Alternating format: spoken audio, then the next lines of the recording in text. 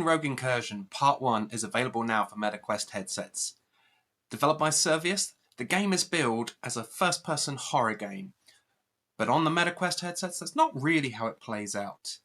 While it is a first-person game and there are xenomorphs running around the area for you to be scared of, the game suffers from not having true blacks on the MetaQuest 3 headset. And as such, all of the environments very early on are very brightly lit, so it's really hard to be scared. You're going to see the xenomorphs from a long way away and be able to arm yourself with either your pulse rifle or your handgun to take them out before they're any real threat. The xenomorphs are not as scary when you can see them coming. This really dampens the experience of the horror aspect of the Alien games, and while it is still an enjoyable first-person exploration game, there's something to be said about being scared in VR. Throughout the game, the player is equipped with a flashlight strapped to the side of their head, but honestly, I don't think I ever actually turned this on until the later part of the game. All of the environments have a sort of blue hue which was absent on other editions such as PlayStation VR 2 and PC, and that's because of the way that the Quest 3 projects its blacks on its screen. Now, as I say, Alien Rogue Incursion Part 1 is still a fun experience on the Quest headsets, but if you loved it on other platforms, maybe you'll see that this is actually the inferior version. And of course, that's because it doesn't have the amount of horsepower, the amount of processing power behind it that the PlayStation 5 and the PC can give you. The story of Alien Rogue Incursion Part 1 sees you crash land on a planet that is infested with xenomorphs. It's not exactly any groundbreaking material for the Alien franchise, but it is an enjoyable experience nonetheless. You'll be searching around the planet looking for a way to repair your ship to get off the planet. And you'll come across many different environments along the way. Most of them, however, are interior environments. When you do go outside, it's very limited in scope and very limited in draw distance on the Quest headsets. The interior design is very familiar to any Alien fan. It's all got the 80s sci-fi aesthetic that we're very used to for the franchise, and it does a good job at replicating the earlier films in VR. However, the experience isn't like the Alien Isolation VR experience that we all wanted back in the early days of VR. This isn't a case of there's a xenomorph stalking you and you have to be stealthy to avoid contact because ultimately one encounter with a xenomorph could be the end of you. This is more like a traditional first-person shooter experience. You'll see many xenomorphs on your way across the planet, on your way through this adventure, and taking them out isn't particularly difficult. One of the best parts of Alien Rogue Incursion is the exploration.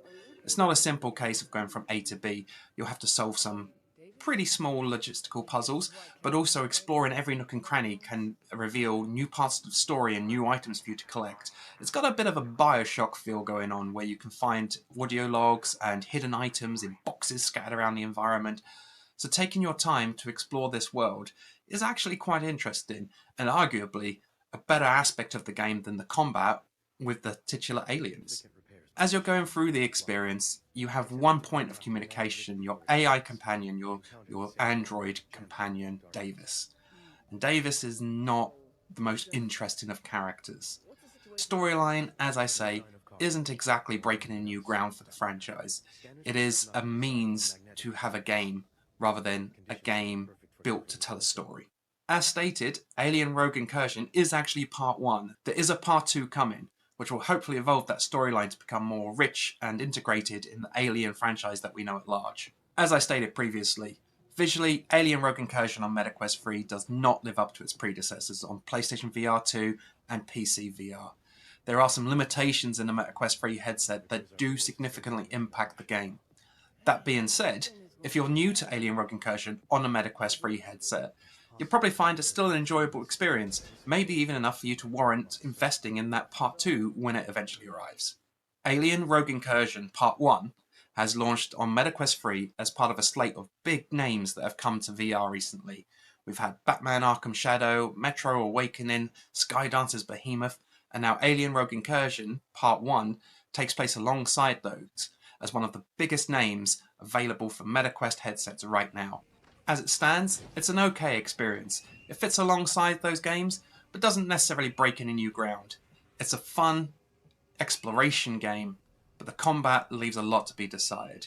If you're into exploration games and puzzle solving and atmospheric experiences, then Alien Rogue Incursion Part 1 is a good time. But if you're looking for some kind of alien blast-in or horror game, you're probably better looking elsewhere. Alien Rogue Incursion is available for MetaQuest free headsets now. It's priced at £30.99 or your local currency equivalent. That is pretty expensive for the experience that's on offer here. If you're a huge fan of the Alien franchise, then dive right in. Otherwise, there are better shooting and horror games available for MetaQuest headsets.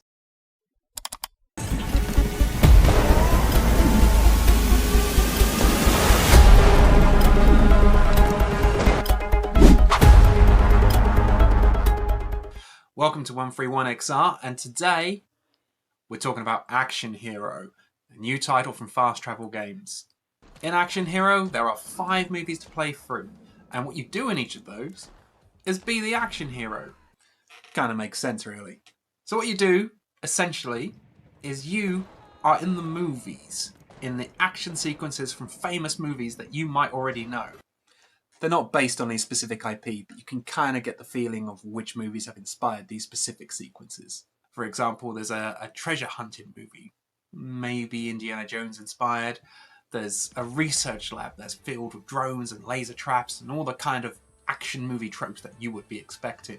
The way Action Hero works is essentially as you are the star of the movie, everything happens around you. There's no locomotion in the game at all. It's as if cameras on a movie set are set around you and you have to be on your spot.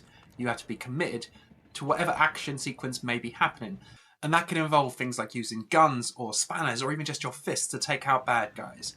You have to duck and dodge, weave out the way of incoming bullets or motorcycles or explosions. There's so much action to take in each sequence that it can be a little bit overwhelming at times. Thankfully, there is a slow motion mechanic in the game, maybe comparable to Super Hot, but not actually in the way it affects the gameplay. Essentially, the game slows down to a snail's pace unless you actually move your limbs. As you move your limbs to interact with the world, the game resumes to normal speed. It's similar to Super Hot in terms of the way in which the world is manipulated by the player, but not in terms of the actions that the player has to commit to. The core gameplay mechanic is about learning each scene. It's an act of repetition to learn how to make the most efficient use of the tools that are available to you. This means you will have to take different approaches each time you play through each sequence until you find one that works. Pistols, shotguns, throw-in stars, even bones. There's a huge variety of weaponry available to you, but you have to find the most efficient one, and of course the most exciting one. This is an action film after all. In terms of visual fidelity, Action Hero can actually look quite plain. It's a bit lacking in detail in places, and it's certainly been made with a Quest 2 in mind. With only 5 movies to play through, a lot of people might actually find this game quite short too. However, this is reflected in the price tag, priced at £15.99, and it's available for MetaQuest headsets now. Also, after you complete the game, Director's Cuts versions of each movie become unlocked, and it adds an extra level of replayability to the game. Add that in with a weekly shot challenge, which compiles 4 random acts from the game into one unique movie and challenges you to complete them in the best and most exciting way possible, and there is a bit of extended lifespan here in the game. As we said, Action Hero is available on the MetaQuest store now. You can download it for MetaQuest headsets for £15.99 or your local equivalent currency. It is an enjoyable game for while it lasts, however the replayability is a bit limited despite the Director's Cut modes and that weekly challenge. I'd be a darn good captain!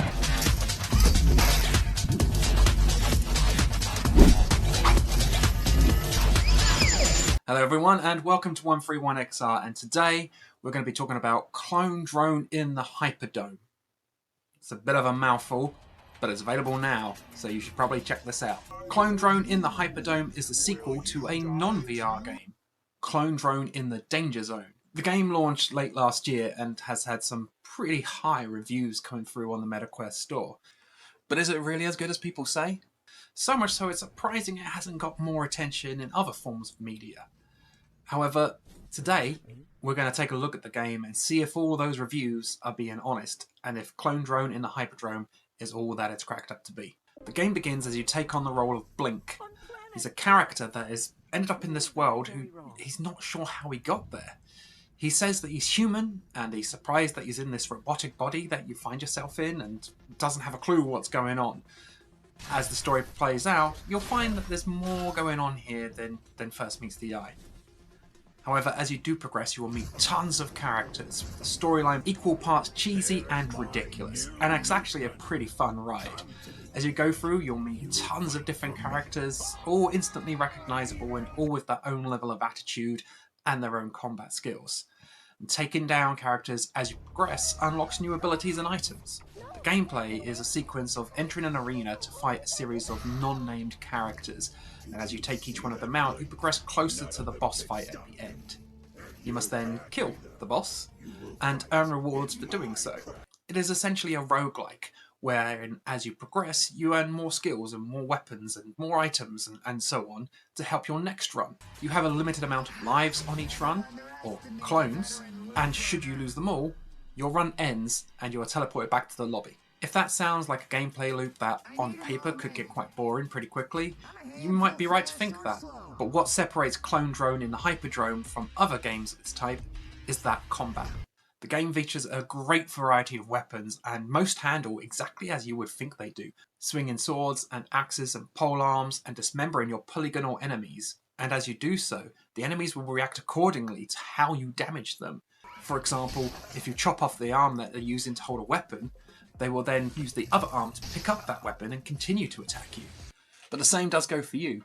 If you lose an arm in the arena, it's gone until the end of your run.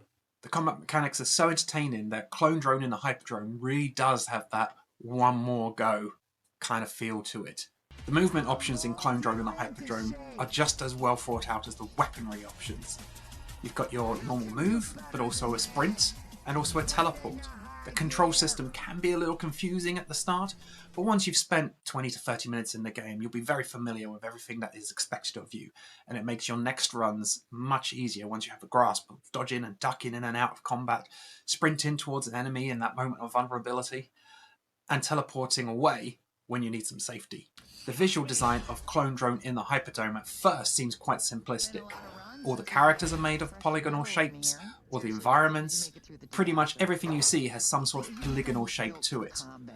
But in reality, Clone Drone in a Hyperdome is a very well detailed game. As I said before, you can dismember your enemies in a variety of different ways, cut off legs and arms and shoulders and heads and all sorts. But also those backdrops. There are tons of onlookers as you're going through these arenas, and they all follow the same style as the enemies that you're facing. Clone Drone in the Hyperdome is available now for MetaQuest headsets, priced at £15.99, and we highly recommend you check this one out.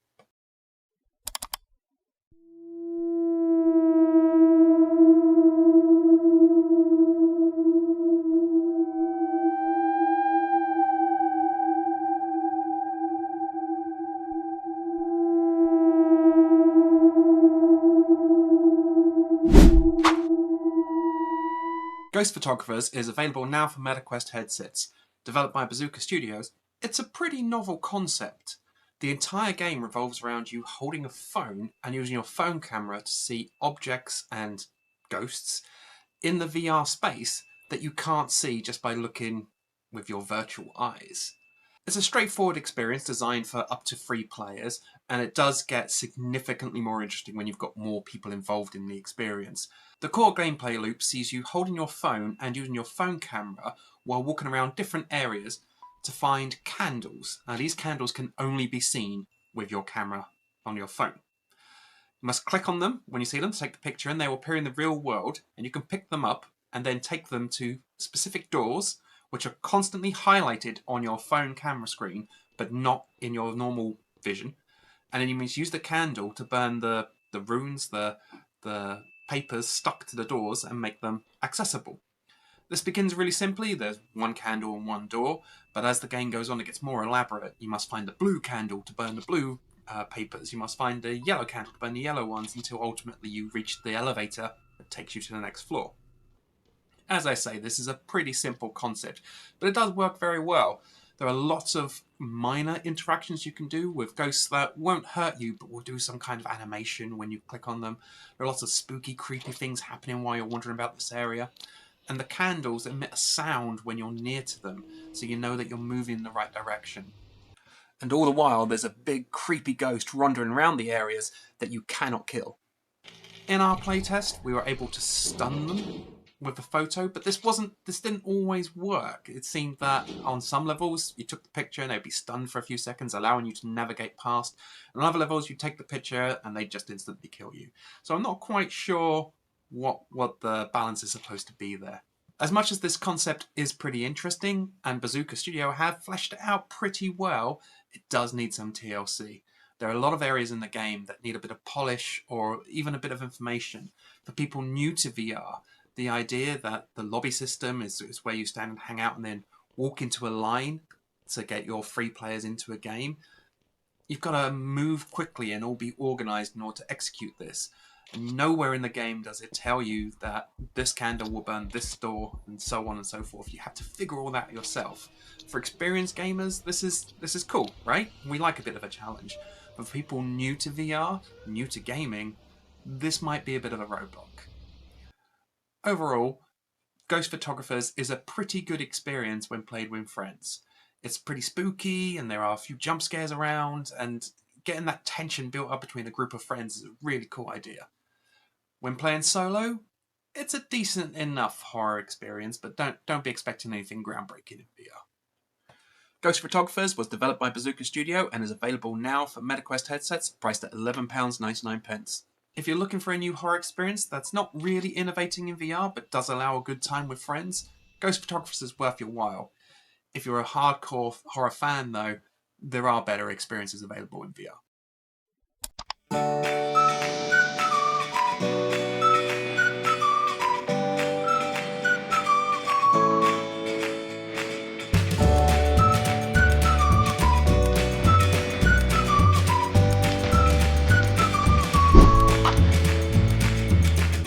Welcome to 131XR, and today, I Am Cat. I Am Cat is an exploratory game where you play, unsurprisingly, as a cat. The game begins with a simple tutorial which teaches you the basics of movement and the mechanics of climbing and running and so on, and obviously it is all performed with your hands, or your front paws. And once those actions have been learned, you drop straight into a house, your home. The game essentially provides a playpen for you to interact with as you see fit. You can knock books off the shelves, you can chase toy mice around the house, you can pick up knives and throw them at your owner if you want. There are lots of interactable objects that are immediately recognisable from their real-world counterparts, despite the fact that it has quite a cartoony aesthetic. In addition to being able to play as you see fit within this playpen, there is actually a mission structure in the game. That mission structure sees you performing certain objectives that are available on your wristwatch. Is it called a wrist on a cat? I'm not really sure.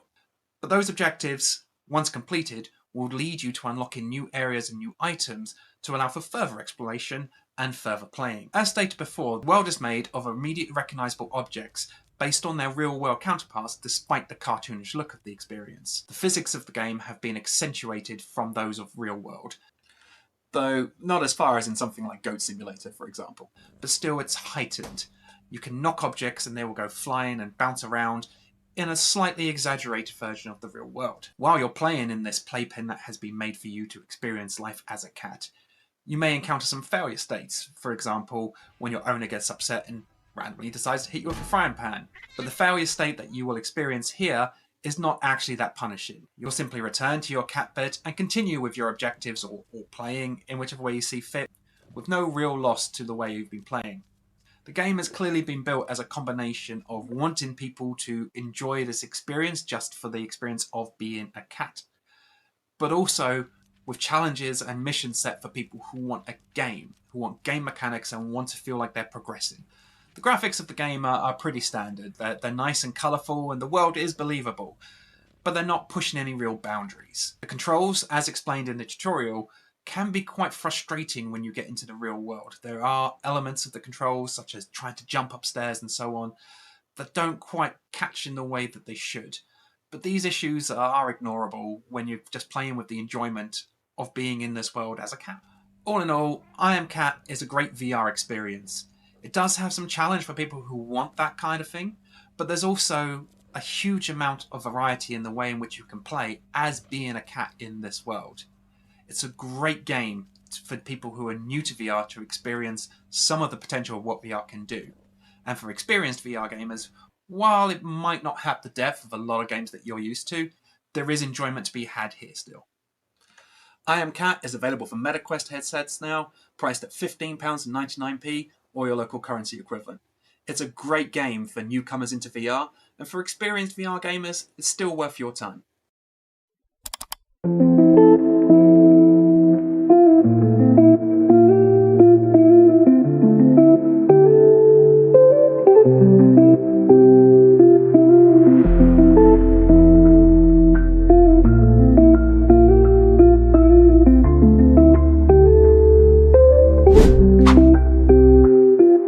Welcome to 131XR. Today, we're going to be talking about Epica, a new puzzle adventure game available for MetaQuest headsets now. In Epica, you take on the role of Scott, an adventurer following the mystery that's been set out by his father to find an island in the middle of the ocean. You adventure with your dog, Jack, and you come across the island, thanks to the notes that your father has left. However, it's not as straightforward as you may think. Once you arrive on the island, you find there's a magical being at the centre of it, leading you on a path to uncover the mysteries of the island. Epica is a bright and colourful adventure designed for families to enjoy. There's no combat or violence in the game, it's purely you, your dog, this mystery, magical being, and logical puzzles that are going to lead you through the storyline. For experienced gamers, the puzzles aren't going to be particularly challenging. Anything that you have seen in the likes of The Legend of Zelda or other adventure games of that ilk, you're going to be familiar with what's going on here. Finding and locating shapes and symbols and entering them in a specific way, looking for items in a specific area, finding pathways through mazes. Everything that you're going to experience in Epica, you will have seen in other games. That's not to say it's a bad thing. The familiarity of Epica and the puzzles that you will encounter mean that it's a suitable game for you to guide younger or inexperienced VR gamers through. However, the level of challenge is very limited. As you're going through the adventure, you have to be quite observant to notice the symbols and the objectives that you've got in front of you. Sometimes they can be a little bit hidden. Now, this can become an annoyance when you realise that there is no sprint functionality. So once you've solved the riddle and you need to get back to the place to enter it or to place the objects that you found, it's often a slow trudge to return to the location you need to be at. Along the way, many of the puzzles, Jack will be helpful to you. He may be just a dog, but he is your companion on this adventure and is actually pretty smart. There's often times that he will provide at least clues to the solution, if not the solution itself. The interactions in Epica are very limited, however. There's only specific objects that are available to you to interact with, and these always pertain to either the storyline or the puzzle you're trying to solve. The world itself is pretty basic. That's not to say that it's not a good-looking world. It is colourful and interesting, but it's not really using the full capabilities of VR. Developed by Singular Perception, Epica is available now for MetaQuest headsets. It's priced at £7.99 or your local currency equivalent. If you're looking for a new family-friendly adventure, this one's worth your time. However, if you are an experienced VR gamer that's used to puzzle solving, you might want to avoid this one.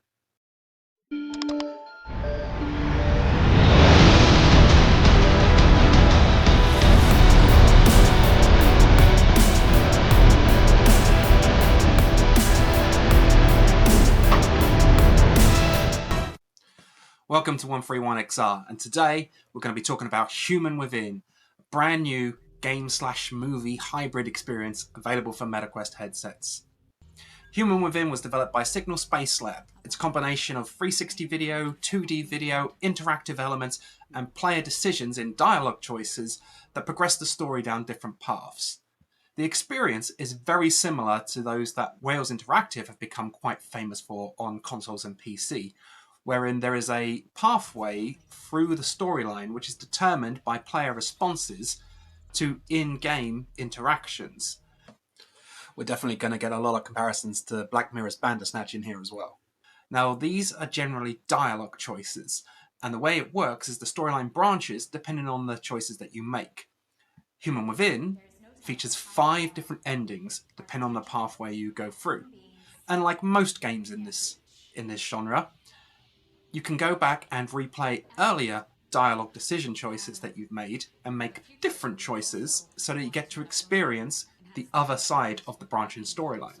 As for most of this game/movie hybrid, you're essentially a fly on the wall. You're there watching 2D video or 360 video as a non-entity in the space. Because of this, there is no kind of locomotion. Everything that you as the player will have to interact with is presented directly in front of you. It's either done by interaction with your hands or simply by turning your headsets to look in a specific direction. For example, when you come to the dialogue choices, a small amount of text will appear on screen. You'll pivot your head towards that to select the option or turn in another direction at which a different option will appear.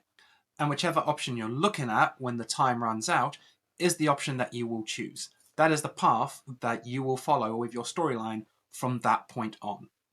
Once you've made this choice, the camera will cut and a different sequence will play out to end whichever scene that you are in. As stated earlier, like with many of these game/movie hybrids, depending on the path you play out, you will unlock different scenes. There is an option to go back and replay pivotal moments, replay these dialogue choices you've made, choose a different option, and see a different way in which the storyline can play out. There is a menu in which all of the scenes are showcased on a tree, and you can choose which scenes to go back and interact with, thus choose a different option and complete a different part of this tree. The storyline in Human Within is some, to be frank, sci-fi nonsense. It's not particularly engrossing, but it's also not terrible. It is a story of two sisters who develop a new type of technology, and it obviously doesn't go particularly as planned. There is a very obvious bad guy, and there is some quite stilted dialogue mixed in with a heavy dose of cliches. That's not to say it's not entertaining, but you have definitely seen better sci-fi. As it stands, Human Within isn't the best of these game/movie hybrids that you may have played. Ultimately, Human Within doesn't really do anything new. However, they are still surprisingly rare in VR. VR has often been touted as a bridge between games and movies, so you would have expected more of these kind of game-movie hybrids to come along the way.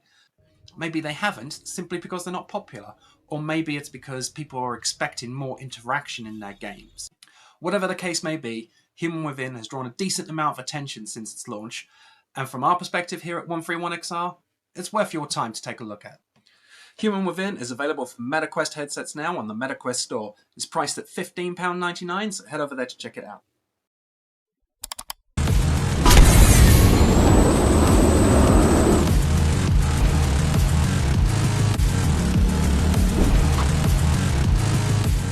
Hello, and welcome to 131XR.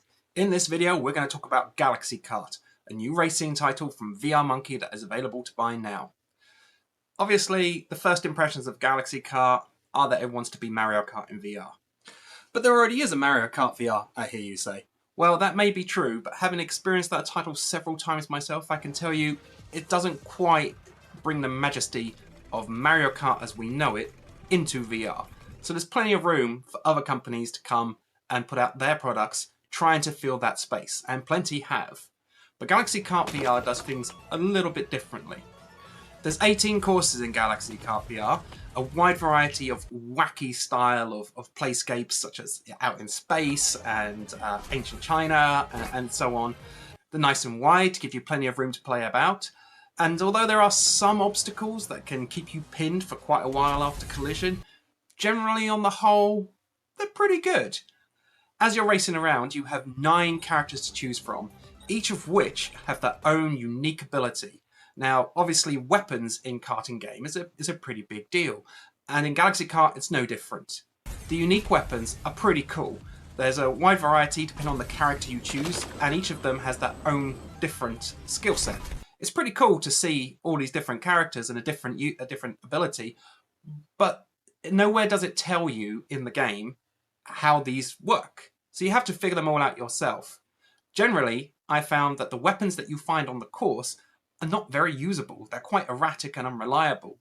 So instead, your best idea is to concentrate on getting the fastest line and hitting those boost traps. Following along the lines of the track design, the character design is a bit odd. I mean, why is a chili dog driving in space? It's obvious that the developers at VR Monkey have gone for wacky. There's no existing IP to base this on like Mario Kart, so instead the developers have gone as far as they can in just cartoon wackiness. So why wouldn't a chili dog be driving a cart against a robot in outer space? Makes sense, right? The control system does seem a little cumbersome. For some reason you need to hold all 4 of the triggers on your controllers. The first 2, the grip triggers, are to grip the steering wheel. That's fine. The second 2 are accelerators, but it doesn't seem to be any reason or rhyme as to how those function. Sometimes I'd be holding one and flying away at top speed, other times as soon as you release the second one, say to use a weapon, you'd grind to a halt. It doesn't really, even after hours of playing it, there was no real indication as to how these 2 function either in tandem or solo. There is a training mode included in the game, but in reality this is just a time trial. There is no training offered, no instruction on the control system or any similar kind of informational delivery. So instead, even after hours, you can still be wondering how certain weapons function and how the control system should work. There's also a multiplayer mode for up to 6 players, which is cross-platform. However, in our time with the game, it was a struggle to find any kind of matches. One thing that VR Monkey has absolutely nailed is the drift turns. Pressing a single button as you enter that corner can make your kart go sideways around the corners as a drift should do. And despite the fact that the game isn't particularly fast, it's a real thrill when you absolutely nail that corner, turn around sideways after a boost at top speed. All in all, Galaxy Kart provides a decent Mario Kart style experience on the Meta Quest. It's not exactly the top tier of VR experiences, but until Nintendo turn around and deliver a true Mario Kart VR, maybe Galaxy Kart is one of the best style karting experiences we can have. Galaxy Kart is available now for Meta Quest headsets. It's priced at $15.99, so go check it out.